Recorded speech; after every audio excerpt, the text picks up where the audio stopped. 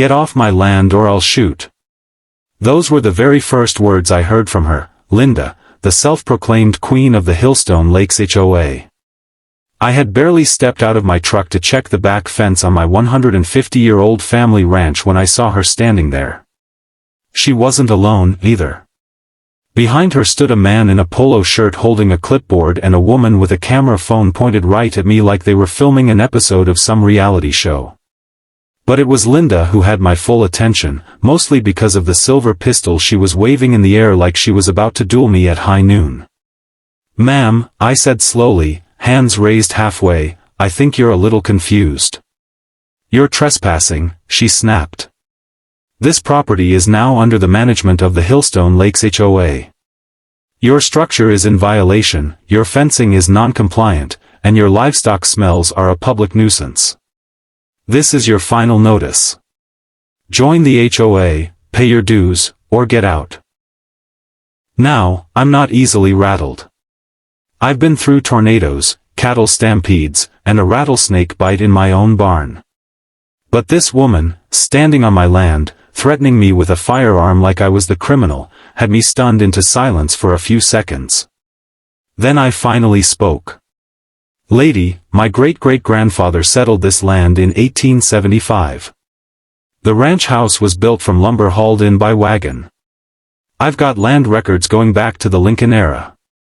This ranch has been in my family for 6 generations. And now you're trying to tell me it belongs to you?" She snorted and rolled her eyes like I was a child telling fairy tales. "I don't care how long you've been here. The HOA map includes this section now. Your ranch is an eyesore.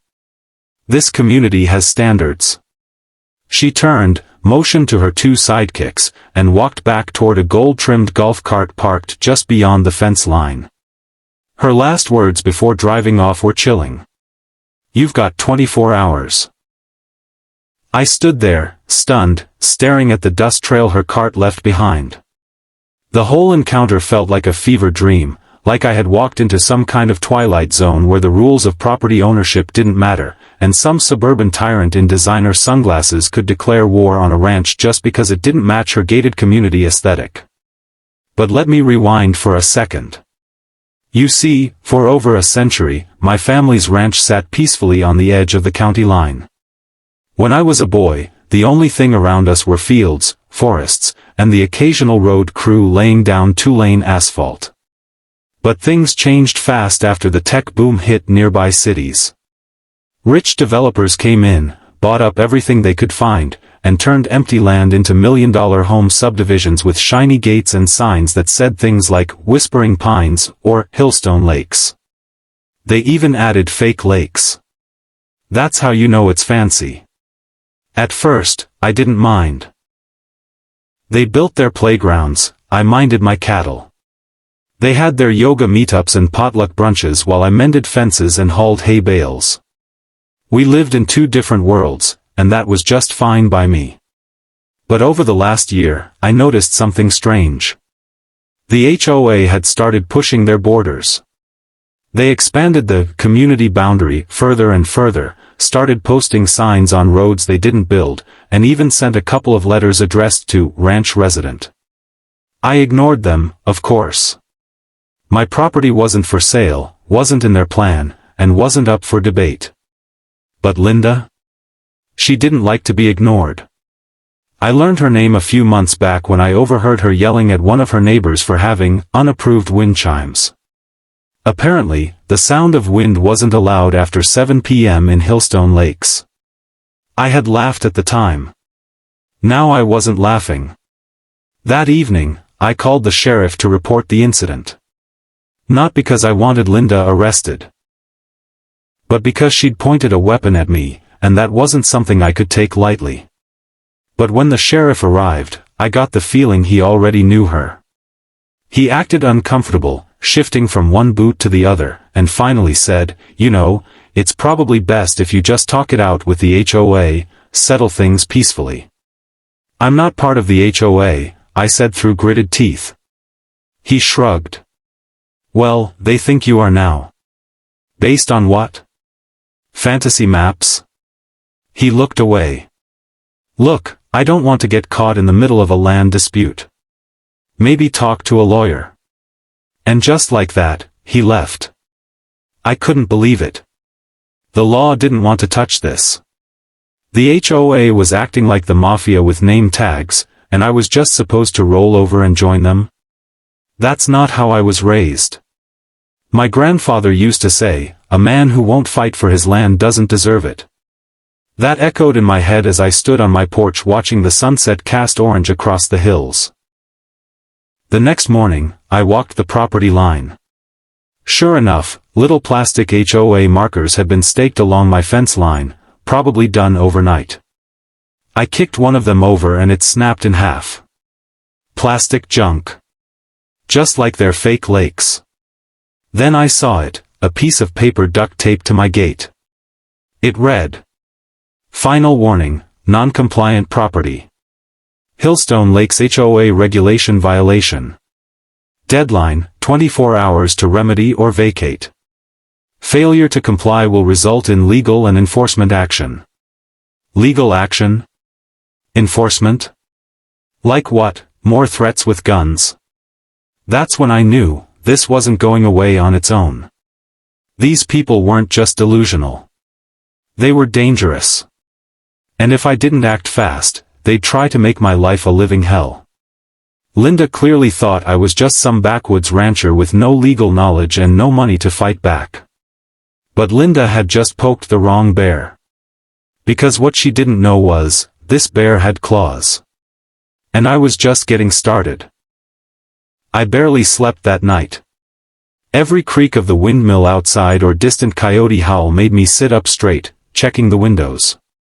I wasn't scared of the dark or the wild. I grew up sleeping on the porch under open skies. What kept me awake wasn't fear of animals. It was HOA Karen and her silver pistol. I wasn't sure if she'd show up again, but I wasn't about to take chances.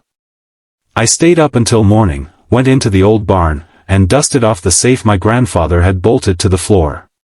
Inside, I kept a few family relics, and something else. My own legally registered Winchester rifle. I didn't plan to use it unless my life was truly in danger, but I wasn't going to be bullied by some self-appointed neighborhood sheriff either. That morning, as the sun painted the hills gold, I drove into town. First stop, the county assessor's office. I asked for a full plat map and historical property line documentation for the entire Hillstone Lakes development, along with my ranch.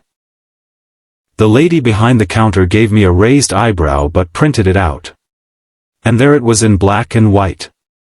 My property wasn't within HOA limits. Not even close. Hillstone Lakes had expanded its claimed borders like some HOA empire, but the county still recognized my land as independently zoned agricultural property. Meaning no HOA dues, no forced membership, and definitely no right to dictate how I ran my ranch. I folded the paper and drove straight to the one person I trusted more than anyone else when it came to law, Riley Tate.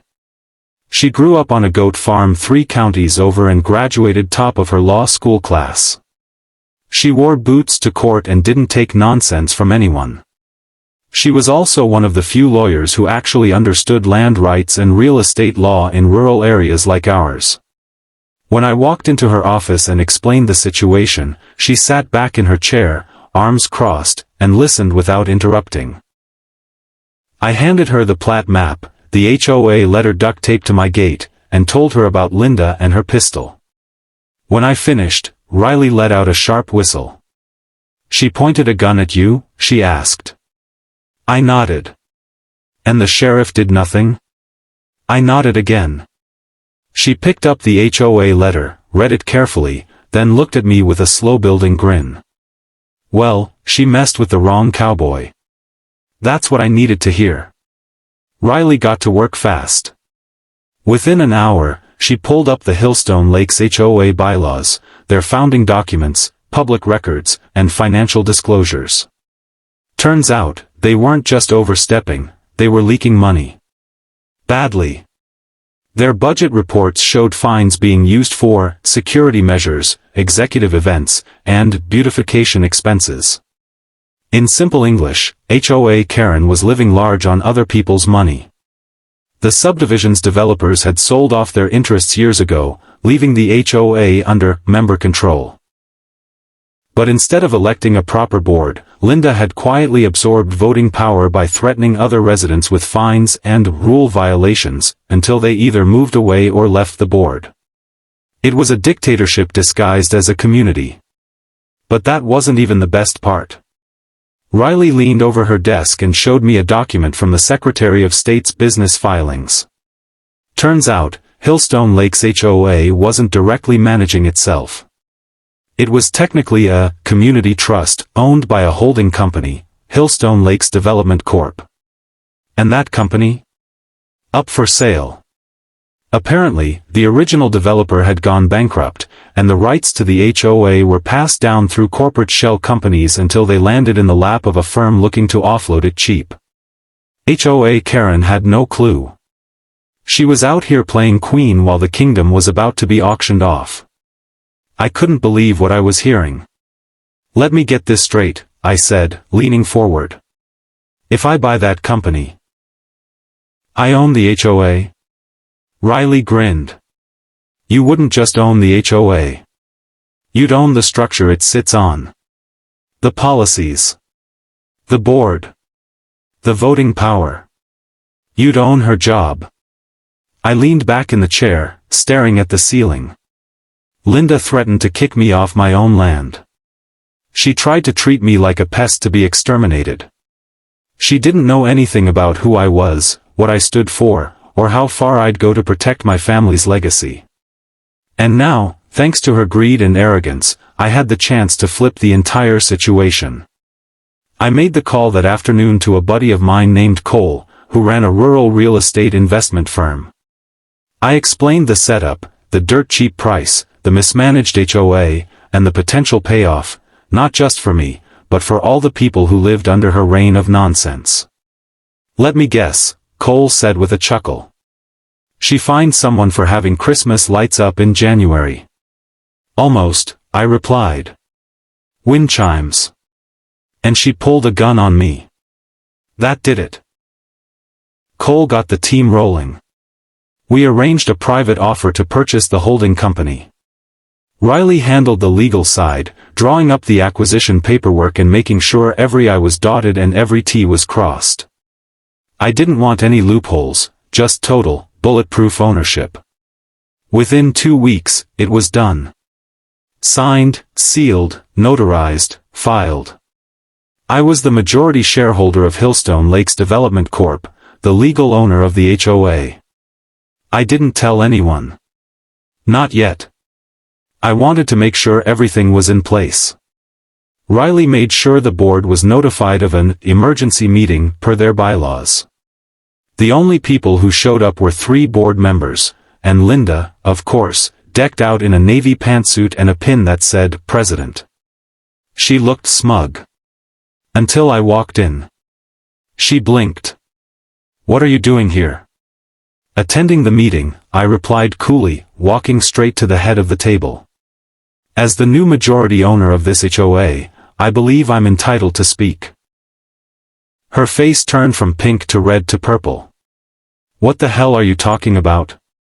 I pulled out a stack of legal papers and slid them across the table. Purchased 2 weeks ago.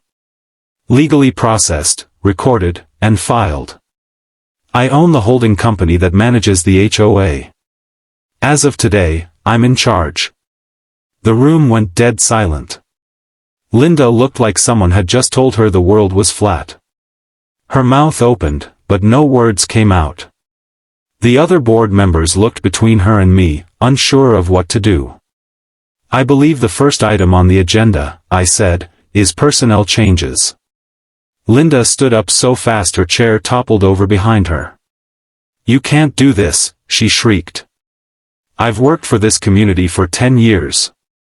And in 10 minutes, I replied calmly, you'll be escorted out of the building. She stormed out, cursing under her breath. I didn't smile. I didn't gloat. But deep down, a flame of justice burned hot in my chest. She came at me with threats and a gun.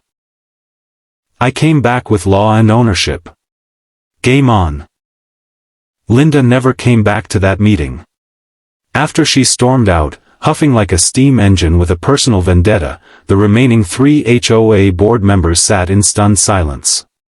One of them, a guy named Steve, kept tapping his pen nervously against the table while the other 2 avoided eye contact like kids caught cheating on a test. I looked around the room, at the overly ornate chandelier, the fake Italian marble floors, and the custom gold-trimmed HOA president nameplate Linda had put on the table like it made her royalty. It was all for show. A shallow little kingdom built on fear, fines, and fake rules. But not anymore. I slid a thick folder across the table. "This is your new leadership charter," I said calmly. "We're restructuring the board. The HOA will continue to exist, legally, but there will be no more ridiculous fines, no more made-up rules, and no more harassment." Steve cleared his throat. "You're abolishing enforcement?" "No," I said. "I'm making it sane. If someone paints their mailbox purple or has a flag in their yard, they won't get a $500 fine. If someone wants to host a barbecue or leave their Christmas lights up until February, well, so what?" The woman across from me nodded slowly. "Honestly, it's about time." Linda had us all terrified. That confirmed what I already suspected. Linda hadn't just harassed me, she'd run the entire HOA like a private dictatorship. She threatened to fine people into submission, bullied families, and even filed bogus violation notices against homeowners just to get them to sell and move out. I'd heard rumors of her spying on neighbors with drones and using HOA funds to buy equipment she claimed was for community safety. But the only place getting safer was her own oversized house, which sat just 3 blocks from the clubhouse. I stood up, reached into my bag, and pulled out a thick manila envelope. "These," I said, "are refund checks." 3 sets of eyebrows raised. "For every homeowner Linda fined unlawfully over the last 2 years. We cross-checked the records. Dozens of people were wrongfully charged for nonsense. We're giving it all back." "You're serious?" Steve asked, blinking. I nodded. "Dead serious." There was a pause. Then, to my surprise, they clapped. The woman on the board even smiled. "Welcome aboard," she said. But I wasn't done yet. I walked out of that room and straight to Riley's office. We filed to redraw the HOA boundary lines, using the original plat maps and zoning definitions, removing my ranch entirely from the HOA. Permanently. That process would take a few weeks with the county, but it was as good as done. They had no legal power to include my land in the first place. Then came Linda's reckoning. Riley, being the bloodhound she was, dug into the HOA's expense records. What she found was ugly. Over $6,000 spent on perimeter security upgrades. But those upgrades weren't on HOA property. They were at Linda's house. Motion sensors. Cameras. Reinforced privacy fencing. All billed to the HOA. We collected the evidence and submitted it to the County Fraud Board. Now, I wasn't one to kick someone when they were down, but Linda needed to face consequences. She pulled a gun on me, tried to take my family's legacy, and almost destroyed her entire neighborhood with her hunger for control. A few weeks later, I received the news. The county cited her for misuse of HOA funds, opened a fraud investigation, and issued a permanent ban. Linda was now prohibited from serving on any HOA board in the state. She was hit with fines and had to pay restitution. She put her house on the market not long after. But even then, I never saw her again. Meanwhile, things in Hillstone Lakes changed almost overnight. I held a community meeting at the ranch. Open invitation. Free barbecue, drinks, music. People who once never dared to speak up came flooding in, families, retirees, couples who had stayed quiet for fear of fines. We had over 60 people show up. Some brought kids who ran around the pasture chasing chickens. Others walked the ranch trails or took photos by the old windmill. For the first time in a long time, the community actually felt like one. I stood on the back of a flatbed trailer with a mic and told the story, how Linda tried to steal what wasn't hers, how she manipulated people, and how we took it all back using the law, not revenge. People cheered. A few even cried. I didn't plan to become a local hero. I just wanted to be left alone.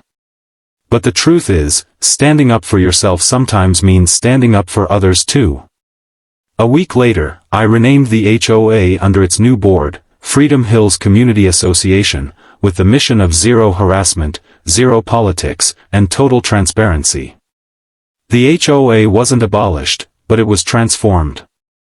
It would exist only to serve, not to control. I stepped down from any official role shortly after the transition and went back to my ranch life. I fixed fences. I tended the cattle. I rode the trails again in peace. But every now and then, I'd see someone walking their dog near the boundary line or driving past in a golf cart, and they'd wave at me. Not out of obligation or fear. Just out of appreciation. Funny how things change. Just months earlier, I was being told to get off my land by a woman with a pistol. Now, I was the one who gave her the notice to leave. And I didn't need a gun to do it, just a deed, a lawyer, and a little grit. The land was still mine. And it always would be. The sun was setting over the hills the day Linda finally left. Her moving truck was loaded, her precious gold-trimmed mailbox removed from the curb, and the last of her overpriced lawn ornaments were strapped down in the back. I watched it all from the porch of my ranch house, sipping sweet tea while my dog Buck laid beside me. She didn't look up as the truck passed my front gate. She didn't wave, didn't glare, nothing. Just stared straight ahead like she was trying to forget the land she once tried to claim. But I didn't forget. I remembered every insult she threw, every threat she made, and every time she walked into a room like she owned the world.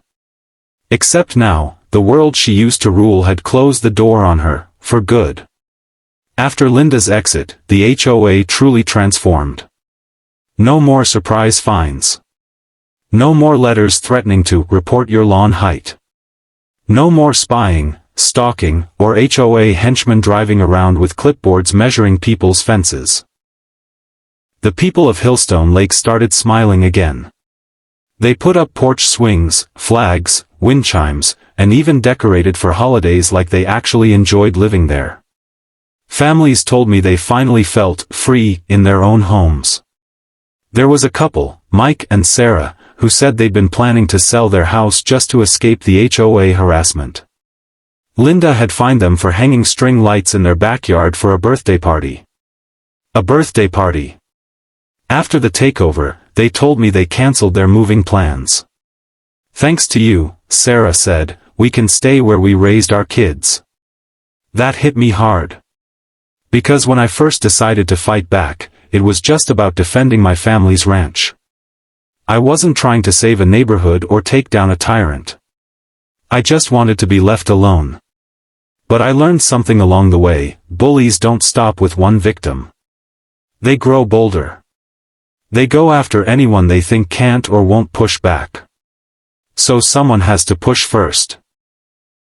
I kept the HOA only in name, and its powers were stripped down to the basics: maintain the park, keep the community safe, and hold 2 public meetings a year to make decisions transparently. Every resident now had a say. We even added a rule: no president could serve more than 2 years, and they couldn't fine a neighbor without public approval. Imagine that, actual democracy in an HOA. Riley, my lawyer, was nominated by the community to help write a code of conduct for board members. She did it for free. She said it was the least she could do after watching how badly people had been treated. She even set up a hotline where residents could report any suspicious HOA behavior anonymously, just in case someone like Linda ever tried to sneak back into power. Meanwhile, I returned to my quiet life. Mornings were for feeding the cattle and walking the fence lines. Evenings were for rocking on the porch and listening to the crickets. The old windmill creaked in rhythm with the breeze, and I took comfort in knowing no one would ever try to take this land again. One afternoon, I was in the barn when I found something. Tucked away behind some old crates was a leather-bound journal. It belonged to my grandfather. Inside were handwritten entries from decades ago. One of them stopped me cold. It read, "They came around today, some developer men, suits and ties. Said they wanted to buy the ranch, turn it into a resort. I said no, of course. Always will. This land ain't for sale. Not to anyone, not ever. A man's land is his name, his work, his legacy. You give that up, and what do you have left?" I sat there for a long time, reading that page over and over. And I realized, I hadn't just honored my grandfather's words. I'd lived them. This ranch didn't just belong to me. It belonged to every Callahan before me, men and women who fought storms, droughts, and wolves to protect it. Linda didn't know that when she rolled up with her clipboard and her threats. She saw a patch of dirt that didn't match her HOA rules. What she didn't see was the history growing out of that dirt like roots. The final thing I did before stepping away from community matters was post a sign just inside the ranch fence. It reads, "This land was never for sale. And never will be. People take pictures with it now. Tourists, school kids, even new residents of Hillstone Lakes. Some call it the rancher's oath. And I like that. Because maybe it reminds them of what really matters, honor, courage, freedom." A few months later, during one of the HOA's new community meetings, a young couple stood up and asked if they could get married on the ranch. Said it was a symbol of standing up for what's right. Of course I said yes. The ceremony was small, right under the big oak tree near the south field. The whole neighborhood was invited. People brought food, kids ran wild, and the couple said their vows with the windmill creaking softly in the background. Linda would have hated every minute of it. But I loved every second. Before the night ended, one of the older residents pulled me aside. Her name was Mrs. Hernandez. She'd lived in Hillstone Lakes since the first home was built. She said, "I remember when we used to be proud of where we lived. Before it turned into rules and fines and fear." Then she looked out over the fields and smiled. "Thanks to you, we got that back." I didn't know what to say. So I just nodded and tipped my hat. Sometimes, the best victories aren't the ones you shout about. They're the ones that whisper quietly through the wind, over the hills, and through the grass of land that stood its ground. And thanks to one determined rancher with a stubborn heart, a buried deed, and a good lawyer, this land stood taller than ever.